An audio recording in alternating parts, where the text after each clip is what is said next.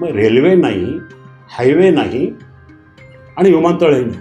मग गेल्या 7-7.5 वर्षामध्ये निवडून आलेल्या लोकप्रतिनिधींनी नक्की काय केलं? चाकणचं काय झालं? नगर रोडचं काय झालंय?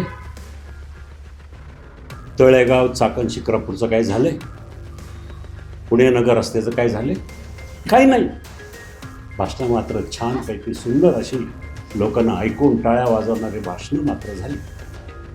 पण मतदारसंघ 10 वर्ष मागं गेला, 15 वर्ष मागं गेलं.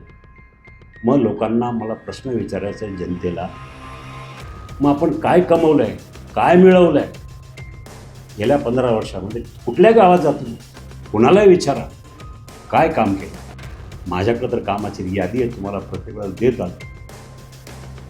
मी 2005 पासून पाठपुरावा करून 2019 पर्यंत ही रेल्वे आणून ठेवली. माझा जर पराभव झाला नसता तर आज वेगळं चित्र झालं असतं.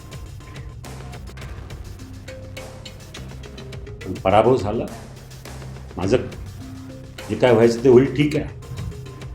परंतु मतदारसंघाचं नुकसान झालं ही माझ्या दृष्टीने अतिशय वाईट घटना आहे.